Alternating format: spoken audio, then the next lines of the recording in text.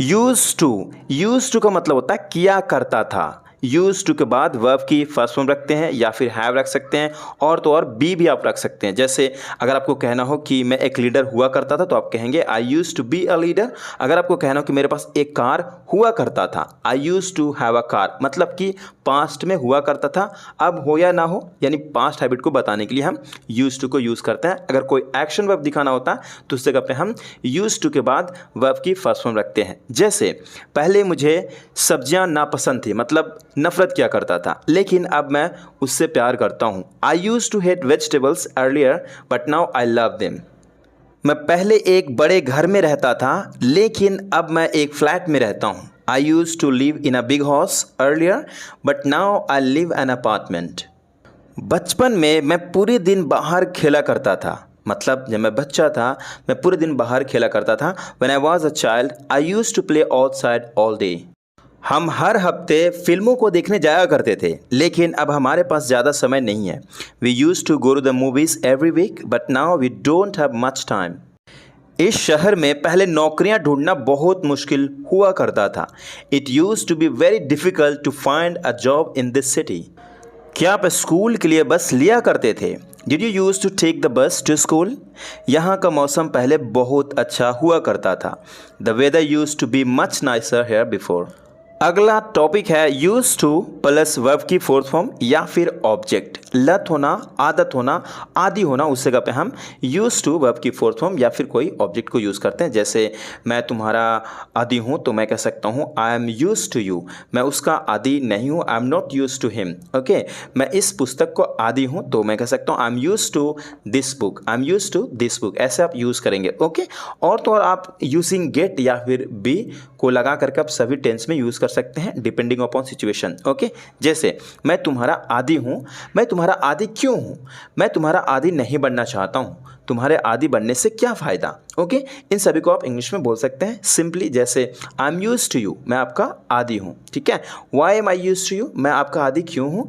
I don't want to be used to you, या फिर gate use to you, आप ऐसे यूज़ कर सकते हैं। Okay, what's the point of getting used to you, या फिर बीइंग यूज टू यू, आप ये भी कह सकते हैं।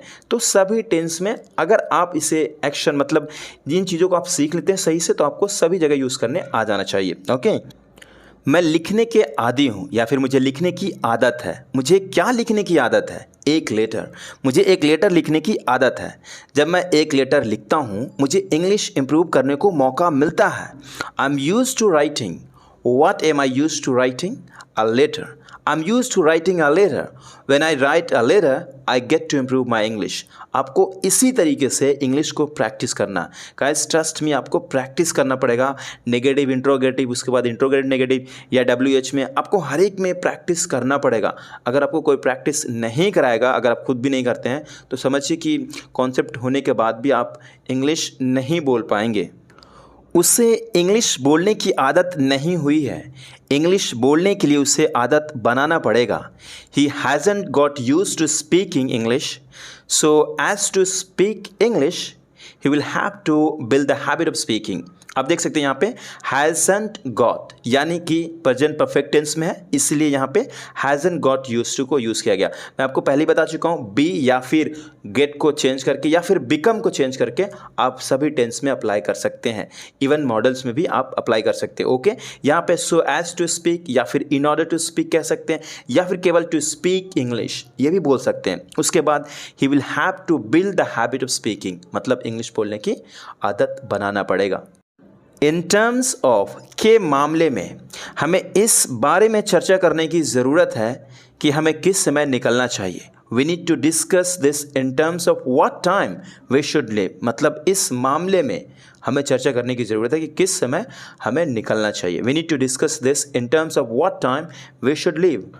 साइज़ के मामले में यह बैग मेरे लैपटॉप को ले जाने के लिए बिल्कुल सही है, बिल्कुल फिट है।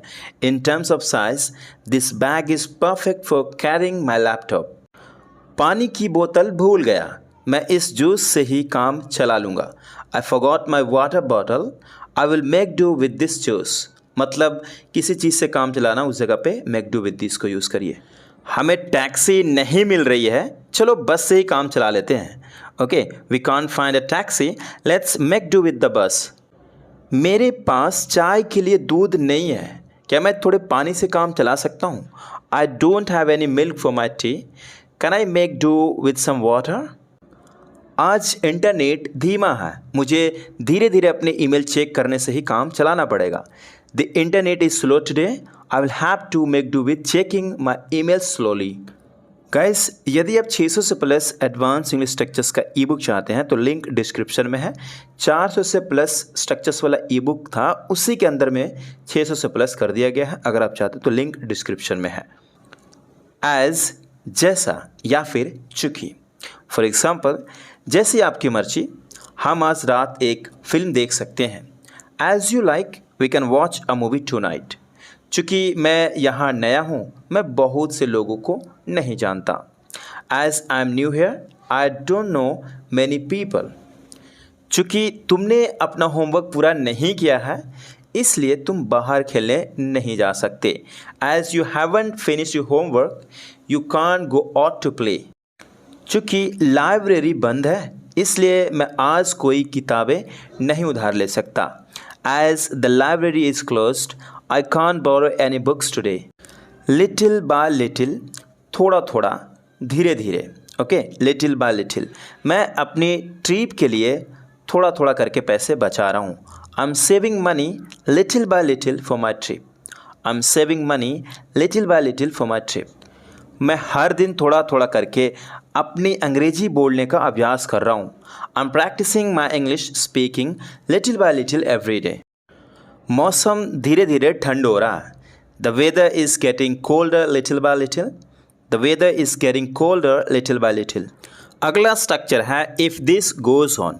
इफ़ दिस गोज़ ऑन का मतलब होता है अगर यही चलता रहा। ओके, अगर ऐसा ही चलता रहा, उस जगह पे if this goes on and then आप एक सेंटेंस रखते हैं। जैसे अगर ऐसा ही चल रहा, अगर ऐसा ही चलता रहा तो तुम फेल हो जाओगे। If this goes on you will fail. If this goes on you will fail. अगर ऐसा ही चलता रहा तो मैं तुम्हें कभी नहीं बचाने आऊँगा।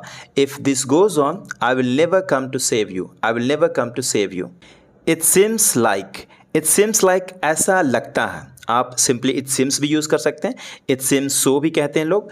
इट सीम्स लाइक भी यूज़ कर सकते हैं, ऐसा लगता है। जैसे कल मिलते हैं, ऐसा लगता है कि हमारा दिन बहुत अच्छा रहा। See you tomorrow, it seems like we had a fun day. ऐसा लगता है कि आज सब लोग जल्दी घर जा रहे हैं। It seems like everyone is going home early today. It seems like everyone is going home early today. आप थके हुए लग रहे हैं, क्या आप आराम करना चाहते हैं? You seem to be tired, do you want to take a break? ऐसा लगता है कि आज बारिश होने वाली है। It seems like it's going to rain today.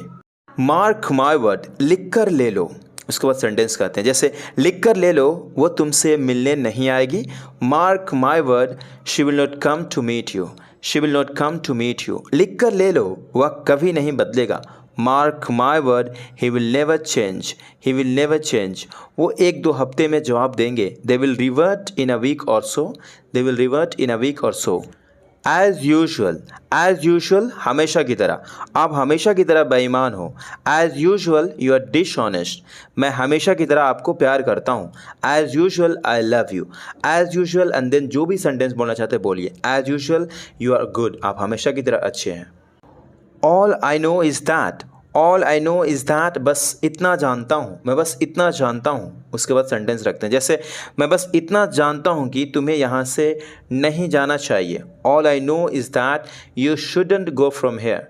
You shouldn't go from here. Okay, मैं बस इतना जानता हूँ कि तुम्हें यहाँ से जाना बेहतर होगा। All I know is that you had better go from here. यहाँ पे आई की जगह आप चेंज कर सकते हैं। All he knows is that, मतलब बस इतना वह जानता है कि, उसके बाद जो कहना चाहते हैं आप कहेंगे। ओके, अगला सेंटेंस देखते हैं। मैं बस इतना जानता हूँ कि मैं आपसे शादी नहीं करने जा रहा हूँ। All I know is that I am not going to get married to you. वह बस इतना जानती है कि तुम एक इंजीनियर हो, उसे तो पता ही नहीं कि तुम एक डॉक्टर भी हो। All she knows is that you are an engineer. She even doesn't know that you are a doctor too. Next is all I can say is that. All I can say is that मैं बस इतना कह सकता हूँ कि, okay, जैसे मैं बस इतना कह सकता हूँ कि वह एक अच्छा लड़का है। All I can say is that he is a good boy. All I can say is that he is a good boy.